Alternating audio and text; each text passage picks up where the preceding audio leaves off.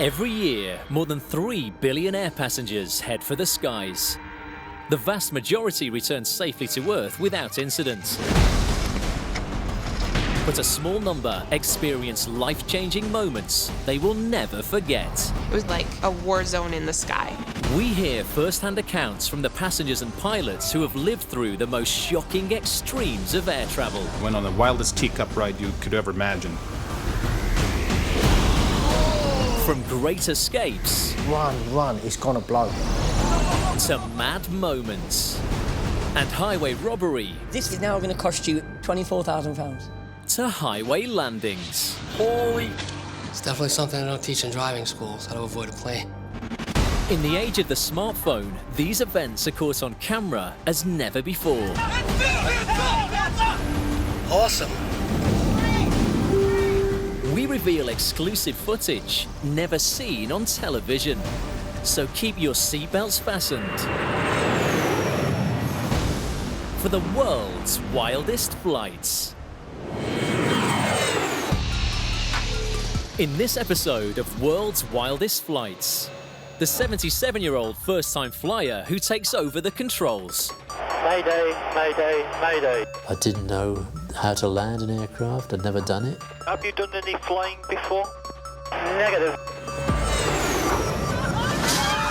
70 minutes of bone-shaking turbulence. So I'm wondering, how much can this plane stand? I mean, it's really, really, really shaking. Terror at 4,000 feet for a young Canadian couple. He said, "We're not getting any response from the controls." I was like, no, this is not happening. The passenger who spent a penny, which cost him his flight. You know, it was just kind of get your thing, let's go. So I'm asking, am I going to be able to return on the plane? And a crash landing at sea in the shark-infested Pacific Ocean. So we hit the water 50, 60 miles an hour, and that's how I got the gash in my head and bleeding all over the place. October 2013, Lincolnshire, England. 77-year-old John Wildest has flown the 50 miles southeast from Sandtoft Airport to Skegness with a pal who's a pilot. The two of them spent the day at the local Butlins holiday camp with his friend's cousin, and they're about to head home from the nearby airfield just as the light is falling. About 5:30, we started engines. Well, he did. And we took off, did a circle round Butlins to wave to his cousin, and then set course for Sandtoft. After about 15 minutes, the pilot begins to feel unwell. He suddenly started hyperventilating. And I said to him, "What's up, mate?" And he says, "I don't know, I feel sick." I said, "Should we go somewhere else? Should we land somewhere else and divert?" He said, "No, I'm all right now." John has never actually flown a plane, but his mate asked him to steer the Cessna 172 while he sorts himself out. I was trying to concentrate on keeping us steady. The pilot positions the GPS device in front of John to show him the direction he should be steering the plane in to get back to Sandtoft. Unfortunately, the sun was setting in that area and we were heading right into it.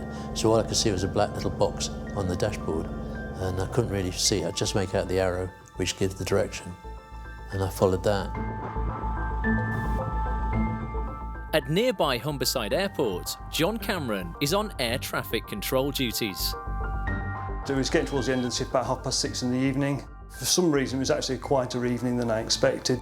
A15, the helicopter traffic was just crossing the north bank of the river. And got 2/3 of the way through the shift, so just waiting for the last third of the shift just to wind down and just sort of finish off with the last aircraft of the day. Over 1,000 feet up, the pilot has taken a turn for the worse. So we chatted a bit, and then he started hyperventilating again. And I said, "Oh, you all right, mate?" And he just went out completely, and his head slumped back on the seat.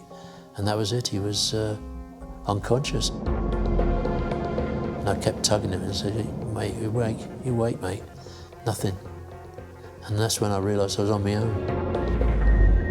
Even though John has never actually piloted an aircraft, he does remember how to use the radio. So I pressed the button, the RTT, and said, "Mayday, mayday, mayday."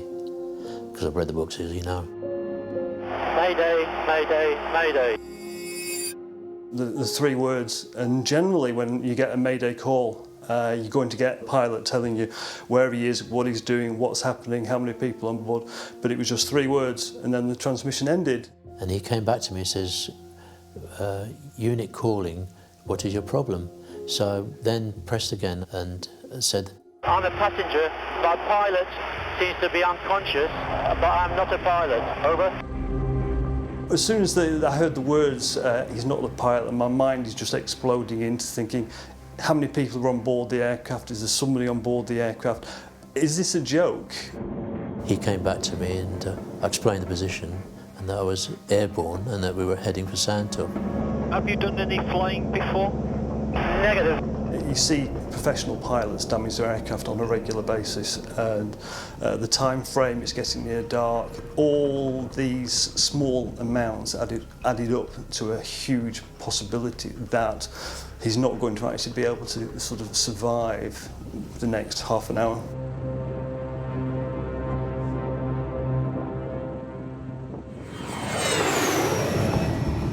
February 2017, Vancouver, Canada. Anthony Bourdignon fell for Catherine Wareham, the girl next door. Well, a near neighbour anyway. She moved in across the street from me, and we got to know each other because we both had little children. Yeah, we became friends and we had play dates with the kids and stuff like that, and yeah, eventually it grew into liking each other. They've been dating for 2 years and do agree on most things, but there's one topic they don't see eye to eye about. Anthony's other great obsession. I've always had a passion for doing fun and interesting things, and so for me, I was always excited to jump on that opportunity to get into flying. But Catherine is a little bit nervous when it comes to flying. Yes, petrified. I don't like it whatsoever. Catherine has only ever flown with Anthony once before, but there's something in the air and he's determined to get her reaching for the skies again. She knew it was a big part of my life, so when I mentioned to her, Catherine, we're gonna go flying, are you okay? She was quite reluctant, but at the same time, she was willing to say okay, but very reluctantly. He had to kind of persuade me because obviously I was really, really scared, but I knew it was really important to him because he's been doing flying for a long time, like since before I even met him. So I wanted to kind of do that for him. Catherine and Anthony arrive at the airport, but it's a rather tense time for the young lovebirds. So I had so many things on my mind that I was stressed. But mostly I was focused on, okay, I'm taking Catherine flying in a new aircraft for the first time. Let's make sure everything goes safely. Lining up. Commercially, I had flown, I think, maybe once or twice, but in a small little plane like that, I had only ever gone up with him once. So I was scared. The plane is an extremely small aircraft. We have barely enough room to breathe, quite frankly. And so it's nerve-wracking. But they squeeze up and prepare for takeoff. I was just scared for that initial feeling of being off of the ground and wondering if something's going to go wrong. You kind of always just think about the worst case scenario. We were probably flying for about 8 to 10 minutes, and we fly from the airport into a general practice area is what they call it, where you're free to fly almost whichever way you want within certain guidelines. And then the Diamond DV-20 suddenly loses power. He said something along the lines of, I'm not getting any response out of the controls here. And immediately I was like, no, this is not happening. I think you were saying a little prayer at that point. So she's looking at me thinking, what's going on? Is this normal? And at that point, I knew she was confused and she was alarmed and uneasy. And I said, can you grab the checklist on the side? And I said, you know what? We're going to have to land in a field, so don't panic. And Next one. We might have to land in the field. I'm not even kidding you. This one, forced landing. Car P on. Okay. Got it. I didn't really have a thought that I was gonna die, but just the thought of, like I said, crashing into a field and potentially breaking my legs. I don't know what I was thinking, but I was just very, very scared. Yes. Determine wind direction. Got it. And she began reading through the checklist. I felt sick, I think. Look at the look on my face. Although inside I was burning with fear, I just tried to remain as calm as I could. Then Anthony has some good news. Oh, we're getting some response. You're lying. What's going on?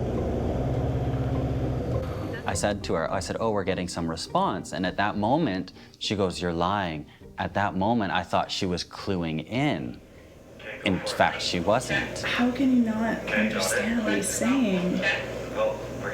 And at that moment, she screamed, so she was in fear of her life. And so that was an exciting moment because I knew she had no idea at that point. I thought he was trying to make me feel better because I was literally so scared. With the aircraft dropping through the sky, Catherine continues to work through the emergency checklist. I followed the instructions as best as I could. At one point, I think 11, 12, and 13 on the list, he had those little hints thrown in there about check if flight ring is engaged. Initiate ring engagement process, follow steps 11 to 14. Okay, go for it. It just all sounds like plane jargon. Like it was just kind of like, it flew right over my head, literally, like right over my head. Okay, got it. It isn't until item number 14 on the list that the penny finally drops. What's going on? Does the pass? Go on, please. I hate you! That meant I love you. Will the pilot in command love the passenger forever? Check. Ew. Will you marry the pilot? My crying face is not very sweet. I can't even remember what it said for sure, or the passenger marry the pilot in command, and I was just like, oh my goodness, I can't believe this. Hun? The whole crash landing scare was an elaborate scam by Anthony to pop the question to Catherine. He got a suitable response. Such an idiot. Is that a yes? I love you so much. Called him an idiot? Yeah, I accepted by calling him an idiot and shaking my head and acting completely confused. It was not your typical proposal. I grabbed the ring from the pocket and she just took the ring and that was it. The deal was done. He's not the most romantic of guys. The flight back was definitely emotional. I was still scared, like I could feel my legs shaking for like the entire ride home. And I just wanted to get back onto land. I wanted to be able to hug him and give him a kiss and, really experience the experience of being proposed to. The couple come back down to earth for a heavenly ceremony. We had a small wedding in Vancouver and it was simple and it was beautiful and it was a great day. It was very nice, very beautiful. The weather cooperated too, so I was happy. But one aspect of their relationship still hasn't hit the heights since that unorthodox proposal. Have I flown with Anthony since? No. Hard no. So she hasn't given it a definitive no. There may be a day where she comes flying with me again, but I think it'll be a while before I earn her trust back. So cute. John Wildest is the only passenger in a Cessna 172 flying 2,000 feet above Lincolnshire in England. Mayday, mayday, mayday. The pilot has passed out and is now completely unresponsive. So John, who has never flown a plane before, is doing all he can just to keep the Cessna on an even keel. I didn't know how to land an aircraft, I'd never done it, and I was just hoping beyond hope that it was going to come to. John Cameron of Humberside Air Traffic Control is doing his best to keep John airborne. Going through my mind is how can we minimise any damage that could happen if the plane was to suddenly go out of control. But the sooner we got him down on the ground, the better it would be. The authorities decide to divert the flight to Humberside, the largest airport in the vicinity. A local landmark guides in the first-time pilot. So he said, do you know whereabouts you are? I said, yeah, I can see the Humber Bridge from here. And by this time it was lit up by the setting sun. So I set course for there, headed towards it. And he said, when you get there, we'll guide you back to the airport. He called the Humber Bridge and then he turned right, told him to follow the bypass down, and then he was able to pick up the runway lights for the main runway. The airport calls in flight instructor Roy Murray. I was told, is it possible you can come back to the airport? We're having a bit of an incident. There's a lad that's flying an aeroplane. He's never flown before, and we've got to get him back home on the ground. So I said, OK. And then we started. My name's Roy Murray. I'm a chief flying instructor. We're going to get you down onto the ground, OK? That'll be very helpful. Thank you very much. He asked me, had I flown before? And I said, no, this is the first time I've actually held the controls. I'm not a pilot, I've got no licence, I've never taken any lessons. So there's no problem, John, we'll get you down on the ground. Let's just do what I ask you to do, and then we'll see how we go on from there. At about 7 o'clock, the Cessna 172 approaches Humberside Airport. The light itself was fading. When John came into view of the airport, we thought, great, hopefully 5 minutes we'll be able to get it done and dusted, be able to walk away and get help to the pilots as soon as possible. It's easiest to land an aircraft into the wind, so the plane will naturally slow as it touches down and will not be blown off course by a crosswind. Runway 26 faces in the best direction to take advantage of the weather conditions as dusk falls. So what we're going to do, we're going to turn you to the right, and then you're going to land on runway 26. Roger. Runway 26 was a nice option. There'd be a nice headwind of 12 to 15 knots. The aircraft would have been able to slow down. There are only two problems. It's a short runway, only 800 metres long. A 26 runway is notoriously short, and he came in very, very high and was heading towards the ground quite steeply. And this particular landing strip is not lit. Unfortunately, because it was dark, I couldn't outline the difference between the runway itself and the grass and the ground. I just couldn't see it. In fact, I was over it and I just suddenly caught sight of the runway underneath me. It just looks like you've overshot a little bit, so what we're going to do, we're going to take you round again. I told him to climb away again, put the throttle in, pull the stick back and climb back up again. John has failed in his first attempt to bring his plane safely down to Earth.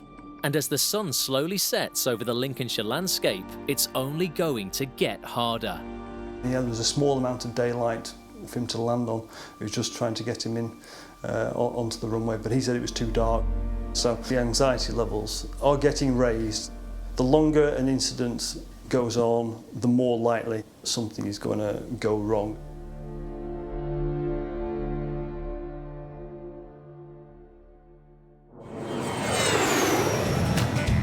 April 2017, Atlanta, USA. Keema Hamilton is heading back to Wisconsin after a visit to his mum. It's a busy day at the airport and his flight is held up. After about half an hour on the runway, the Milwaukee resident begins to hear the call of nature. I started feeling it coming, but still, was trying to wait for the plane to take off and level out so I could use the restroom. Unfortunately, the urge just gets stronger when the captain makes an announcement as the plane waits in line. The pilot got on the intercom and said that we were like third in line to take off, which said to my bladder that it's going to take a little longer than I'd considered. And that's when Keema makes his first bid to relieve the mounting pressure. The plane wasn't moving, and I approached the door. The flight attendant, she told me that I could go, but it would be, that we would lose our spot in line. So I went and sat back down initially. But after another 10 minutes or so on the runway, Keema is fit to burst. An emergency at this stage now. I'm no longer able to hold it. So I approached the door again, and at this time I'm using language like emergency, right? This is, I'm sorry, ma'am, this is an emergency. So she, gestured to kind of open the door for me to use the restroom, and it was with some degree of reluctance, but at that point couldn't necessarily emotionally connect to that. Keema makes it to the conveniences. But the inconvenience for him really starts after he gets back to his seat. Like I sat down, and then the pilot came on the intercom to say that we were now returning to the gate to remove a passenger. Back at the terminal, Kima realizes to his horror, he is that passenger. It was a Delta employee that got onto the plane, and he asked me to get my belongings to get off of the plane, and I initially was just asking why. I purchased this ticket. Can you help me understand why? We're going to discuss this outside. Not here, outside. Follow me, please. Follow me. I need more information, sir. I haven't done anything. I paid for this ticket, and I actually have to get home. So I'm going to share this. We're not going to discuss this right. I can answer you. I'm not really clear on why I'm being asked to leave this plane. It was just kind of get your thing, let's go.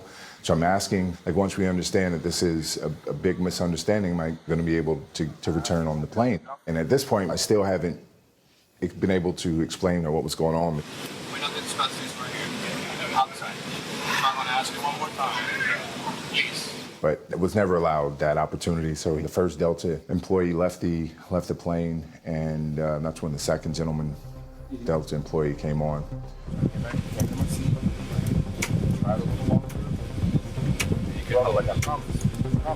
And we had we'll call it a conversation, because we both had an opportunity to speak, but I don't know if what I was saying was ever received. Right. And I'm completely open to talk about it. Indicating, I think a lot can happen in that space. Right. This is not one of these scenarios where it's like forcing you on the aircraft level. I'm going to talk to you. So I'm not being aggressive. As a matter of fact, I'm making a conscious effort not to be threatening. If I raise my voice at any point in that exchange, Delta's removing an unruly customer, and my pictures on TV with that narrative on it, and we keep it moving. Black man's loud on the plane. I'm going to help you. I'm going to help you. How is this helping me by not letting me get to where I'm trying to go the time that I need to be there? How is this helping me? Eventually, Kima's need to spend a penny cost him his flight home. Once the second Delta employee left, they decided to deboard the entire plane. The feds are waiting for the part-time DJ as he leaves the aircraft. There were the agents there to interview me about what was taking place or what was happening. The agent said that he came to arrest me. The FBI quickly decide that no crimes have been committed, but Delta won't let Kima back on the flight. He eventually flies home with Southwest Airlines about 10 hours later than his scheduled departure. Delta Airlines said, "Our flight crews are extensively trained to ensure the safety and security of all customers. It is imperative that passengers comply with crew instructions during all phases of flight, especially at the critical points of takeoff and landing." Kima is now pursuing legal action against the airline. I have had to replay it a lot, and I don't know if there's anything I'd do different. When you pull back layers, I had to use it was an emergency restroom, and the plane wasn't moving.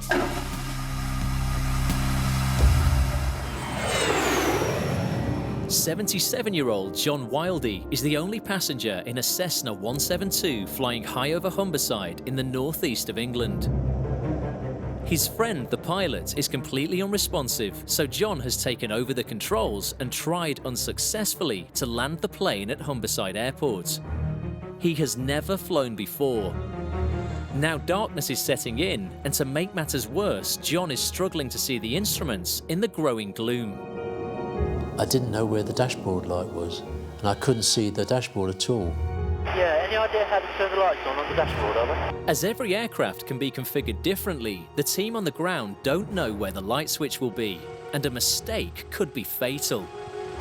We're to tell him the light switch is in the top right-hand corner, the console, and he flicks the wrong switch and it knocks all the electrics off. Then we are back in the Stone Age with regard to how much help we can actually provide to John.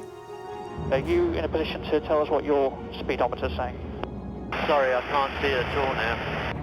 So the only information John has is what he can see out of the windscreen. I didn't know what height I was, I didn't know what my speed was, and I didn't know if I was straight and level. It's like driving down a motorway with no lights on the dashboard and trying to keep to a set speed. You just can't do it. But the novice pilot has no choice but to attempt a second landing. This time, he'll be aiming for Humberside Airport's main runway. It's getting very, very dark. So I thought I'd got to get him round on the runway, that's where all the lights are. One thing has finally swung in John's favour. As night falls, the weather conditions which made this runway a death trap just a short time earlier are starting to change. The wind will die off slightly as it gets darker, so the crosswind wasn't going to be as bad for the main runway. The first-time flyer lines up on runway 20. They brought me round and they said, "Can you see the approach lights?" I said, "Yes, I can." Turn right, turn left, bring the power back a little bit, put the aircraft in a little nose down a little bit to control your rate of descent. And I approached it, and they were telling me to get down, you're too fast. So I took the throttle in a bit. It was coming in too high and too fast. I think you better go round, John. Full power and go round. Roy aborts John's second landing attempt. So I pulled back on the yoke and went a bit higher and round. John has now been flying solo for over an hour, and there is a new worry for the team at the airport. One of the things on the back of your mind, you're always thinking, is it going to run out of fuel? And again, can you get him on the ground before it runs out of fuel?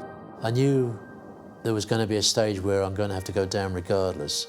You know, I couldn't go on forever. So John lines up for his third landing attempt. Next time I came in approach, I was too low.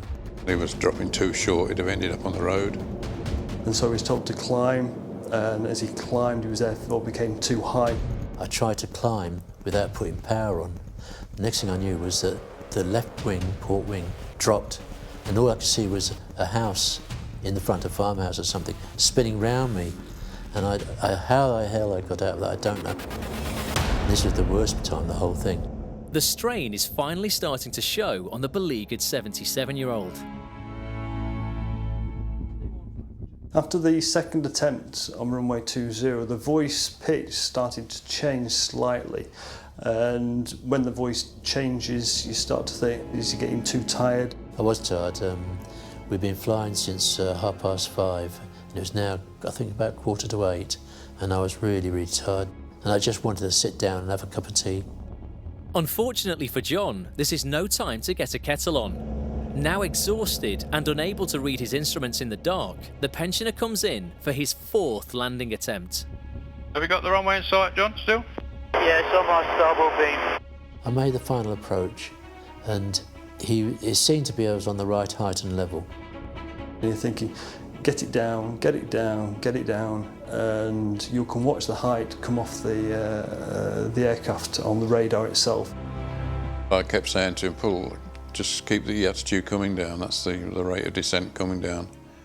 Keep it coming down, make little adjustments if need be, which he did. Put some power on. Power on. He says, keep coming, John, you're doing fine, just keep coming. Now you're over the approach, John. Right, slow right down, pull the yoke back. Pull it back, John, pull it back. Keep coming down. Power off. Power off, you're over the road. Well, you can watch on radar the point where he passes the road, so you think he's over the road now, he's a couple of 100 feet going over the road. And there's no reason why he shouldn't be able to actually land on the runway now.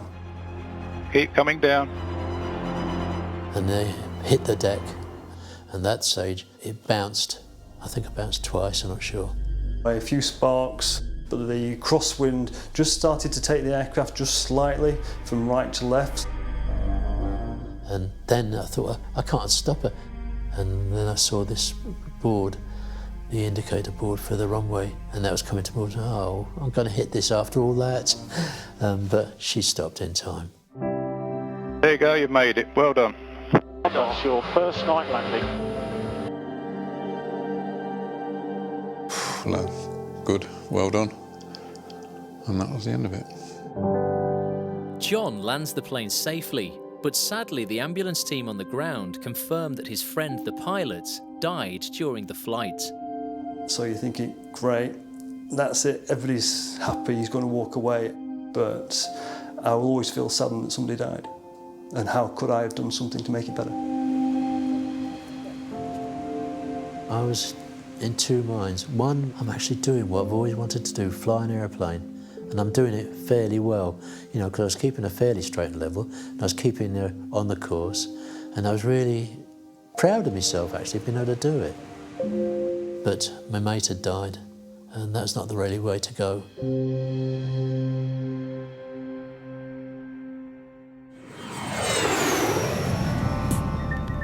December 2013, Hawaii, USA. Clyde Kawasaki has been flying since he was 14 years old. But he didn't face his greatest challenge as a pilot until more than 40 years later on what seems like a routine run from the friendly island, Molokai. Beautiful Hawaii weather, you know, scattered clouds, nice and warm, and nice light breeze. You go in, you check in, you take care of your airplane, you do your flight plans, and off you go. It was a normal day. The takeoff was normal, completely normal. Clyde is taking 8 passengers from Molokai to nearby Honolulu on a single-engine Cessna 208B. But after less than a minute, disaster strikes. You heard this bang, and it was quiet as far as the engine noises. You knew it quit. Multiple compressor turbine blades have fractured in the plane's only engine, so the aircraft has no power at all, and it hasn't gained enough height to glide any great distance. We were very, very low. We were very, very heavy. We had fuel to make the trip, plus these people were not small people. They were 180, 200 pounds or better, including myself. But we were near max gross takeoff weight at the time. Clyde is left with very few options. It only took about a second or two to realize I'm not going to make land. So the best thing I could do was just put it in the water as slowly as possible. But just a few hundred feet above the waves, there's only so much you can do. Everybody asked me, you know, were you trained in ocean water land? Oh yeah, we all are, you know, land with the swell in the trough or in the top. And when you're that low to the water, you don't have a whole lot of time to figure out which way the wind's coming from, which way the waves are coming from. So you try to impact the water as slow as possible so that, you know, the aircraft does not disintegrate. If the aircraft is smashed apart by the impact, it will sink very quickly. But if it holds together, it should float, giving a crucial window of opportunity for the passengers to escape. So we hit the water 50, 60 miles an hour, and I was thrown into the instrument panel. And that's how I got the gash in my head and bleeding all over the place. The plane is still intact, but floating nose down in the water. I was like, okay, time to get out. The passengers will need something to keep them afloat in the ocean while they wait to be rescued. I got out of the cockpit. Everybody's putting on their life vests. The terrified travelers evacuate the fast-sinking plane, but one passenger hasn't left. I says, what are you doing here? He goes, I'm come back to look for another life vest for my wife. I says, okay, and I saw one floating there. So I picked it up and handed it to him and says, okay, go. But Clyde can't get to his own life jacket because the cockpit is now underwater. I found a seat cushion. They worked pretty good as a flotation device and jumped out. The passengers cling desperately together, but a 6-foot wave rips the group apart. The wave came in and that was it. Everybody went their different directions. By now, Clyde has given up the cushion to another ailing passenger, and he is bleeding heavily. I was getting very, very tired because I had no flotation device, and I was basically dressed the way I am now. And swam up to another couple. I asked them if I could hang on to them, you know, because I was gonna wind up drowning because I was tired. And the first thing he said was, sure, but he looks at me and he goes, brother, you're bleeding. I go, yeah, I know. They all realize that Clyde's wound may alert the man-eating sharks that live in the waters off Hawaii. So It was an understanding already that if the bill collector decided to come around, then I would have to depart from them, because they would be coming after me, not them.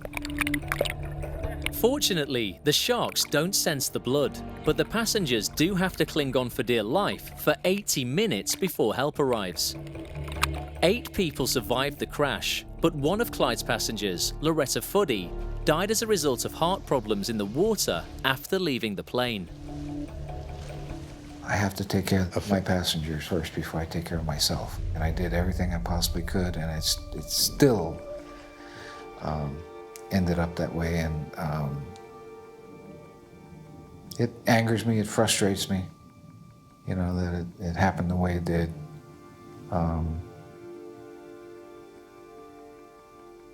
You know, I think of it almost every day.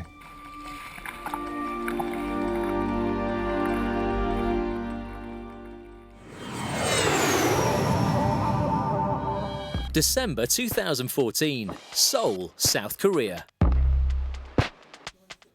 Texan Mark Stanley flies more than 100,000 miles every year as part of his job as an international lawyer. But even this veteran globetrotter has never experienced anything quite like this flight before. He takes his business class seat on flight AA280, and it leaves on schedule from Seoul Incheon Airport to his hometown of Dallas. Boarded the flight. The takeoff was entirely uneventful, as was the first hour of the flight. Fellow Texan John Mitchell is heading stateside on the same plane. He's in coach class. For the first hour or so, the flight is completely uneventful. The food service was in process. The seatbelt sign was not on. There was absolutely no indication of what was about to happen. I had my entire meal in front of me, I think, when the turbulence hit. I had a full tray of food. We fell. I mean, it was just a ridiculous fall. Several hundred feet, it felt like to me. I mean, you felt like the plane was literally falling, and everything went up. And people started screaming. It was insane. And the food and everything, all the plates and everything went up, hit the ceiling, and came back down. It was bizarre. I immediately fastened my seatbelt because it wasn't fastened, and I thought to myself, boy, that was some strong turbulence. So the lady next to me had a dinner plate that literally hit the ceiling, came back down, hit her on the head, and cracked on her head. I'm not joking. Show me the bowl that hit your head. It broke. Hey. The flight attendant to my left, she bounced up, hit her head off the ceiling, and broke the exit sign. She fell on the ground, and the food cart landed on top of her. It's sort of like a bucking bronco.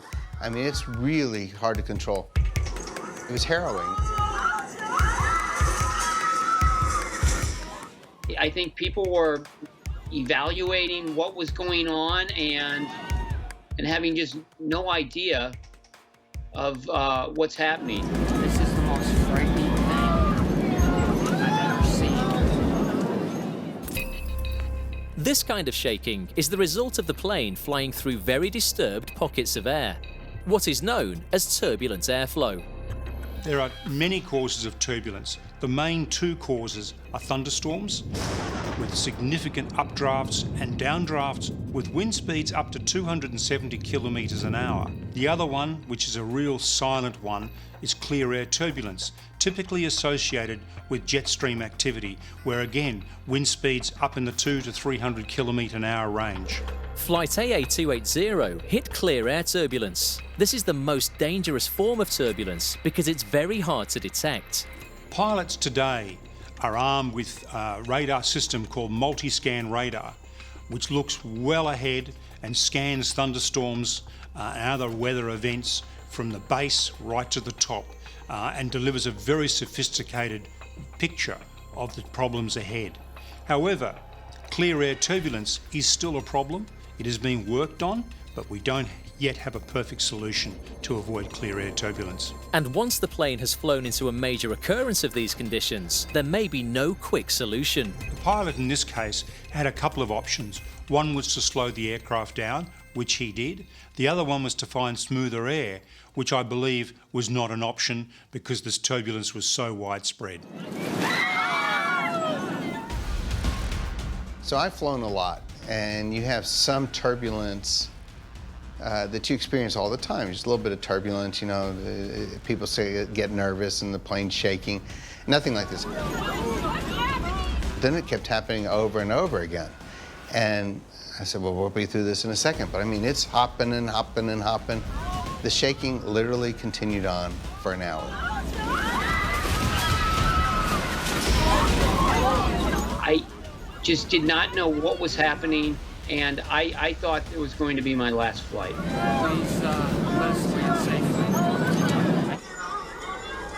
Initially, Mark's main concern was with his comfort, but as the shaking goes on, he starts to worry about his safety. So I'm wondering, how much can this plane stand? I mean, it's really, really, really shaking. And I started to get a little bit nervous, but I was also trying to calm people down. As it went on, the major thought was, how long can this aircraft withstand this kind of torture on the frame? And that's what scared me the most. But modern planes are designed for heavy turbulence, and actually, it has less effect than you might imagine. The plane does not move around as much as passengers would think. We hear 1,000 feet, 2,000 feet, when in reality it's probably 10 or maybe 100 feet maximum. However, it is violent, it is very unnerving, and really does shake passengers up significantly. Turbulence has been, and still is, very dangerous, particularly back in the 1960s. Back in that era, weather radar was no more than a rudimentary rain gauge. In the 1960s, there were 24 accidents, 762 deaths related to turbulence events. Since 2000, however, the number has been dramatically reduced. So we've learned an enormous amount about turbulence and its impacts. In this case, the plane survives about 70 minutes of turbulence before the pilot comes on and announces that the flight is diverting to Tokyo Narita Airport. The plane is turning. I think we're going to Tokyo. By now, the aircraft looks like a crime scene. I mean, there was food everywhere, on the ceiling, on the floor. The carts had turned over. There was food that had spilled out of the carts. It was absolutely the most disgusting thing. My clothes were absolutely covered with food. All I know is all my food went just flying. Yeah, no kidding. You got wine all over you. Oh, yeah, nice. After a further terrifying 2.5 hours in the air, the Boeing 777 finally puts down in Japan. There were emergency vehicles chasing us down. They set up a hospital with a tent next to our plane. By that time, we were just glad to be alive. There were 2 serious injuries, and another 10 passengers suffered minor medical problems. This experience of traumatic turbulence hasn't put Mark off flying, but it has changed one thing. I keep my seatbelt on the entire flight. If I get up, I try to get back down on my seat because I don't know when this is going to happen again.